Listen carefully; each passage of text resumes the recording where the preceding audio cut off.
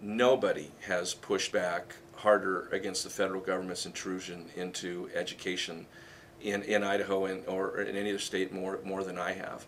And the fact that states chose to work together to develop these standards without any involvement from the federal government, without any enticement from the federal government, is an example, I think, of what states should have been doing all along. I think the reason we ended up with No Child Left Behind is because states did not lead in education, and so the federal government stepped in and tried to fill a void.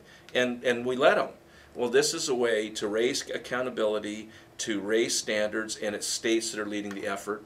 And I think it's absolutely critical. I think it's important for Idahoans to know that today, Idaho does not receive $1 because we've adopted these standards. And we will not lose one federal dollar if we walk away from these standards tomorrow. We're not compelled to do it, we're not obligated to do it, and we're not financially, there's no financial incentive to do this. We did not receive any, there was not a financial incentive to adopt them, and there's no financial consequence if we were to walk away from these.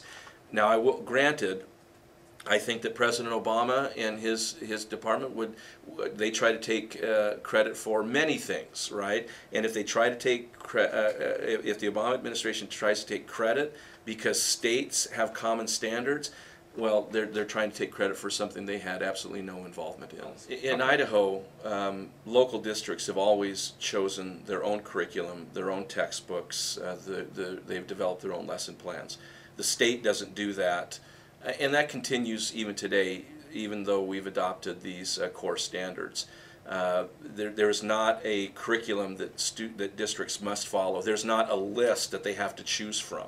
Right, and these are some of the things that are out there that are being said. But I would ask people to just go talk to your school district, go talk to your school board members, ask them, because some implemented Common Core last year, so they've been doing it this whole year. Ask them, was there a list that you had to choose your curriculum from? Were you limited on the textbooks you could use? And I think you'll find out that none of that is true, and we know because districts have already implemented it. Here's the other thing, is that there's a concern that there's data being collected on students because we've adopted these standards. We're not collecting any piece of data today that we weren't collecting before. And if we move away from these common standards tomorrow, we'll still collect the same amount of data.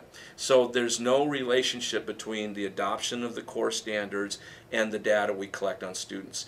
On our website, go to sde.idaho.gov, and parents and interested people can see there's a comprehensive list of every piece of information that we collect on a child. Take a look at those pieces and let us know if there's one item there that you think we should not be collecting, and let us know.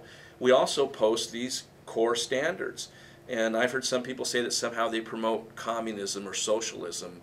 Folks, these are math standards, right? And they're English standards, but again, those standards have been posted, and they've been posted for a couple years. Take a look at them. Take a look at each individual standard, and if you see one of those standards that gives you any concern, then let us know so we can address it.